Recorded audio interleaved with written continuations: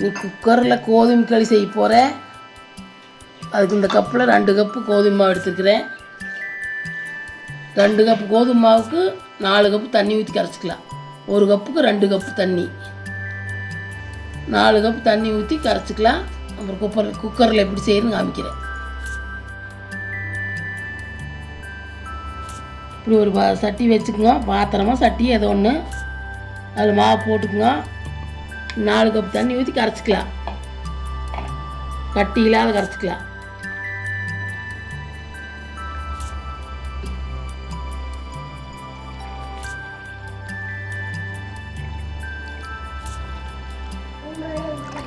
இந்த மாதிரி 4 கப்பு ஊற்றிக்கிங்க.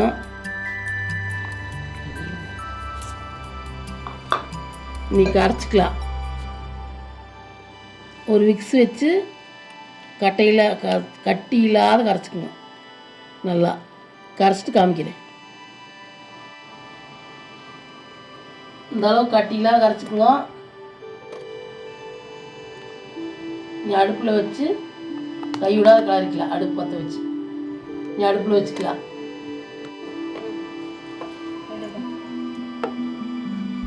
அடுப்பு பற்ற வச்சு இந்த மார்க்கு பற்ற வச்சு சட்டி வச்சுக்கோங்க. கரைச்சதை நீ கைவிடாத கிளறிக்குங்க. கொஞ்சம் கல்லாட்டா வரைக்கும் நல்லா கிளறிக்குங்க. கொஞ்சம் அடுப்பு கொஞ்சம் முதல் வசையாக வச்சுக்கலாம். அப்புறம் கொஞ்சம் கல்லாட்டானா சிம்மில் வச்சுக்கலாம். கைவிடாத கிளறிக்கிட்டே இருங்க.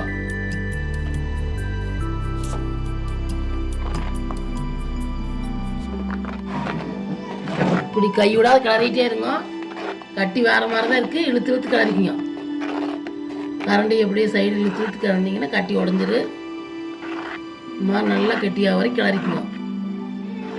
இந்த வெயிலுக்கு பார்த்தீங்கன்னா களி நல்லது. இந்த மாதிரி செஞ்சு சாப்பிடுங்க. கம்மஞ்சோறு களி எல்லாமே வீடியோ போட்டுருக்குறோம், பார்த்து செய்யுங்க. காய் களி, கம்மஞ்சோறு.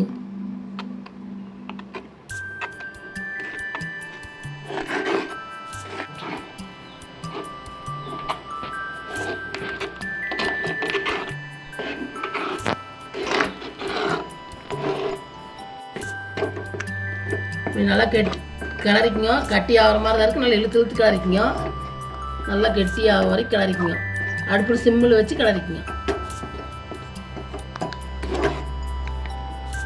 அப்படி இழுத்து இழுத்து கிளறுங்க.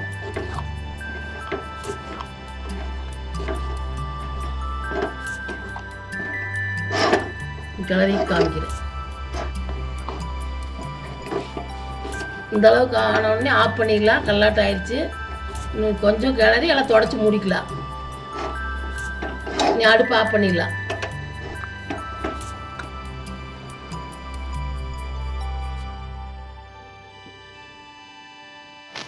அடுப்பு ஆஃப் பண்ணிவிட்டு இப்படி நல்லா கிளறி தொடச்சி மூடிக்குங்க. நீ குக்கரில் வச்சுக்கலாம். அடுப்பு பற்ற வச்சு குக்கரை வச்சுக்குங்க. தண்ணி காயிட்டு சட்டி எடுத்து உள்ளே வச்சுக்கலாம். தண்ணி சூடாயிடுச்சு. சட்டி எடுத்து உள்ளே வச்சுக்கலாம்.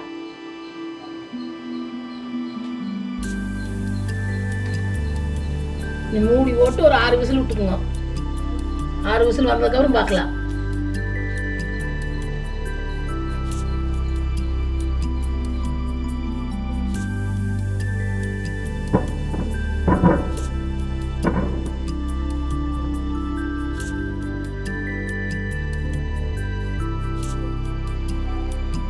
பார்த்தீங்கன்னா 6 விசில் விட்டு விசில் அடங்கிருச்சு. ஓப்பன் பண்ணிக்கலாம். பார்த்தீங்கன்னா தட்டை மட்டும் வச்சு மூடிக்குங்க. அப்படியே சொல்கிறதுக்கு மறந்துட்டேன். தண்ணியெல்லாம் உள்ள போனால் களியாட்டு போயிடு. இந்த மாதிரி நல்லா கிளறி மூடி தட்டை வச்சு மூடிக்குங்க. பாருங்க வேறு தண்ணி எவ்வளோ வைக்கணும்னு.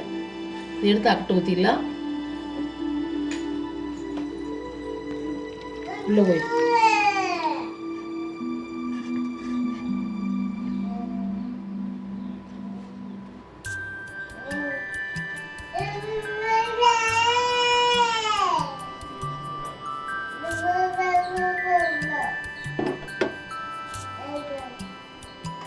பார்த்தீங்கன்னா சூப்பராக வந்திருக்குது. ஒரு கிளறிக்கலாம்.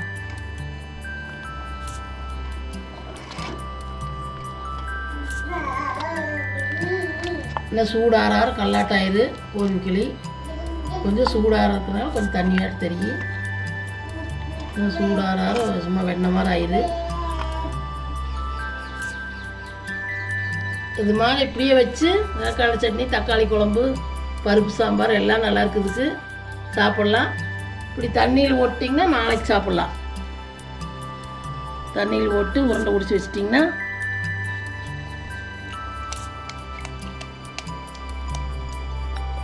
நாளைக்கு மோர் ஊற்றி இல்லை தயிர் ஊற்றி குடித்தா சூப்பராக இருக்குது.